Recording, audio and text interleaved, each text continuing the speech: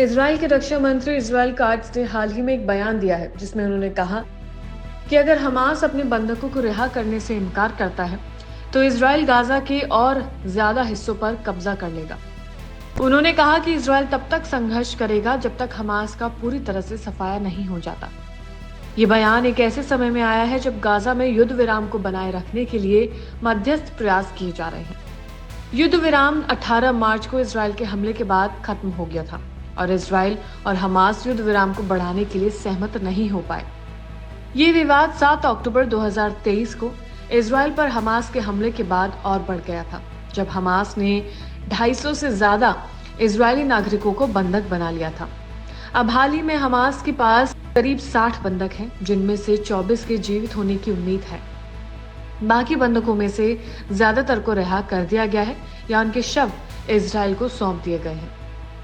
Gaza में ताजा हालात में उत्तरी गाजा के सैकड़ों फिलिस्तीनियों ने इजराइल के साथ युद्ध को समाप्त करने की अपील की और हमास विरोधी नारे लगाए।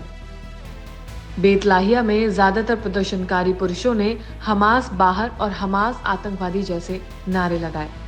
ये प्रदर्शन एक हफ्ते पहले इजरायली सेना द्वारा गाजा पर बमबारी फिर से शुरू करने के बाद हुआ था। इजरायली हमलों में मंगलवार को गाजा में 23 लोग मारे गए, जिनमें 3 बच्चे और उनके माता पिता शामिल थे, जो खान यूनिस के पास एक तंबू पर हुए हमले में मारे गए थे। मध्य गाजा के अलक्सा शहीद हॉस्पिटल ने बताया कि 6 लोग 3 अलग अलग हमलों में मारे गए हैं। अवदा हॉस्पिटल ने कहा कि नुसेरात शरणार्थी शिविर में एक घर पर हमले में 3 और लोग मारे गए हैं। स्वास्थ्य मंत्रालय के मुताबिक गाजा में इजराइल के हमलों में अब तक 50,000 से ज्यादा फिलिस्तीनी मारे जा चुके हैं और करीब 1,13,000 से ज्यादा लोग घायल हुए हैं। इजराइल का दावा है कि उसके करीब 20,000 आतंकियों को मार गिराया है। इजरायली सेना ने यह भी बताया कि हिजबुल्लाह के कमांडर हसन कमाल हलावी को सोमवार को दक्षिणी लेबनान के नबाती में इजरायली ड्रोन हमले में मार गिराया गया। इजरायली सेना के मुताबिक हलावी ने इजरायल के खिलाफ कई आतंकी हमलों की योजना बनाई थी और वो दक्षिणी लेबनान में आतंकवादियों की गतिविधियों और हथियारों की आपूर्ति में शामिल था। इजरायल के हमले केवल गाजा तक सीमित नहीं है, सीरिया में भी इजरायल के हमले जारी हैं। सीरिया के विदेश मंत्रालय ने बताया कि मंगलवार को एक इजरायली हमले में 6 लोग मारे गए। इजरायली सेना ने बताया कि दक्षिणी सीरिया में आतंकियों ने इजरायली सैनिकों पर गोलीबारी की थी, जिसके जवाब में इजरायली सैनिकों ने हमला किया और फिर इजरायली युद्ध विमानों ने आतंकवादियों को निशाना बनाया। इजरायल का कहना है कि वो सीरिया में इस्लामी आतंकवादियों को बर्दाश्त नहीं करेगा और इसलिए उसने अपने सैनिकों को सीरिया के सीमा क्षेत्र में भेज दिया है। सीरिया के विदेश मंत्रालय ने इस हमले को अपनी संप्रभुता का उल्लंघन बताते हुए इसकी अंतर्राष्ट्रीय जांच की मांग की है। इससे पहले इजरायल ने दावा किया था कि उसने मध्य सीरिया के होम्स प्रांत में 2 सैन्य ठिकानों तदमूर और T4 पर हमला किया था। यूरोपीय संघ के विदेश नीति प्रमुख काजा कलास ने चेतावनी दी है कि अगर सीरिया में इजरायली हमलों से तनाव बढ़ सकता है तो ये एक बड़े संघर्ष का कारण बन सकेगा। इन घटनाओं से ये साफ है कि इजरायल और हमास के बीच संघर्ष अब एक गंभीर मोड़ पर पहुंच चुका है। दोनों पक्षों ने एक दूसरे के खिलाफ कड़ी कार्रवाई की है और इससे सामान्य नागरिकों को भी भारी नुकसान हो रहा है। गाजा में युद्ध विराम के प्रयास जारी है, लेकिन इन प्रयासों को सफलता मिलती नहीं दिख रही है। इजरायल का कहना है कि वो तब तक संघर्ष करेगा जब तक हमास का पूरी तरह से सफाया नहीं हो जाए और हमास भी अपनी ओर से संघर्ष जारी रखने की बात कर रहा है। इस बीच पूरे मध्य पूर्व में युद्ध और हिंसा के कारण संकट बढ़ता जा रहा है। इजरायल और उसके खिलाफ कई आतंकी समूह के बीच हो रहे इन हमलों के कारण आम नागरिकों का जीवन प्रभावित हो रहा है। सीरिया, लेबनान और गाजा में इजरायली हमले और आतंकी हमले दोनों ही बढ़ते जा रहे हैं, जिससे क्षेत्रीय तनाव और बढ़ रहा है। इन सभी घटनाओं के बीच अंतर्राष्ट्रीय समुदायों को ये समझने की जरूरत है कि संघर्ष का समाधान केवल सैन्य कार्रवाई से नहीं, बल्कि समग्र बातचीत और शांति प्रयासों से संभव है। इस संघर्ष में दोनों पक्षों ने बड़ी संख्या में जानें गंवाई हैं और ये स्थिति केवल क्षेत्रीय सुरक्षा को ही खतरे में नहीं डाल रही है, बल्कि पूरे वैश्विक शांति के लिए भी खतरा पैदा कर रही है। इस संघर्ष में हर दिन और ज्यादा बंधक बनते हैं और इजरायल और हमास के बीच की दरार और गहरी हो रही है। दोनों पक्षों को समझने की जरूरत है कि अगर युद्ध जारी रहता है तो इसके परिणाम न केवल उनके लिए बल्कि पूरे दुनिया के लिए खतरनाक साबित हो सकते हैं।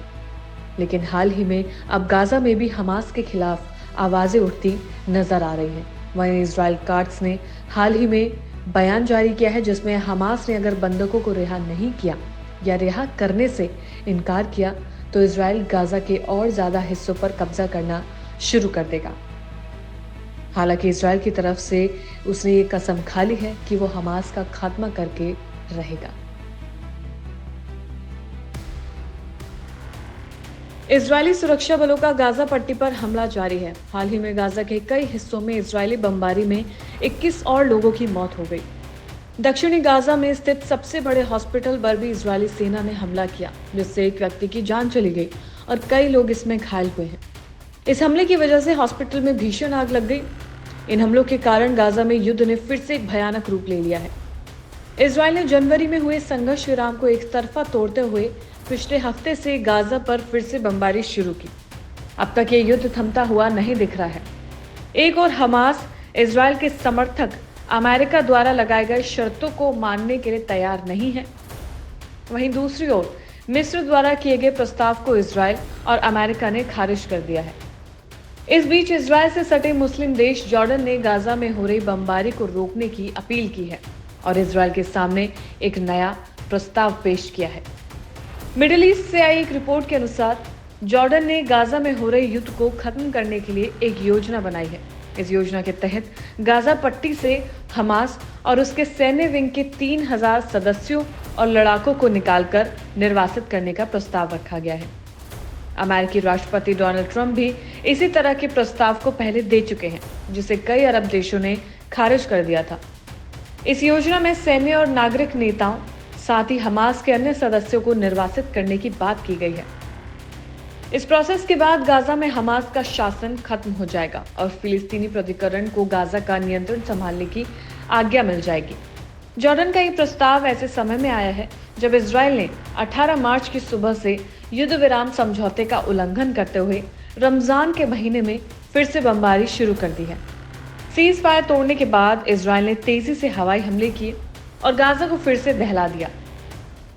इसके परिणाम स्वरूप हजारों फिलिस्तीनी नागरिक शरणार्थी शिविरों, हॉस्पिटल्स और धार्मिक स्थलों में शरण लेने को मजबूर हो गए। ये काफी दुखद है कि इजरायल के प्रतिशोध की भावना में जलती हुई सेना रिहायशी इलाकों पर भी लगातार हमले कर रही है। इजरायल का कहना है कि हमास के आतंकवादी नागरिक इलाकों में छिपे हुए हैं, लेकिन ये जानबूझकर युद्ध के नियमों को नजरअंदाज कर रहा है। इजरायल उन नागरिक स्थानों जैसे इमारतें, हॉस्पिटल्स, स्कूल्स और शरणार्थी शिविरों को निशाना बना रहा है। बीते रविवार को भी इजरायल ने दक्षिणी गाजा के सबसे बड़े हॉस्पिटल पर हमला किया, जिससे यह स्पष्ट हो गया है कि उसे मानवता या युद्ध के किसी नियम से कोई फर्क नहीं पड़ता। इस पर हैरानी की बात यह है कि दुनिया के ज्यादातर देश इस मनमानी के खिलाफ चुप हैं। अमेरिका ने पहले ही इजरायल को पूरी छूट दे दी है। नतीजा ये है कि फिलिस्तीनी नागरिकों को पानी और दवाइयों की भारी कमी का सामना करना पड़ रहा है, जिससे हजारों लोग रोज मर रहे हैं। हालांकि इजरायल की तरफ से ये कहा जा रहा है कि हमास के आतंकी इन जगहों पर शरण ले रहे हैं, जिस वजह से उन्हें टारगेट किया जा रहा है।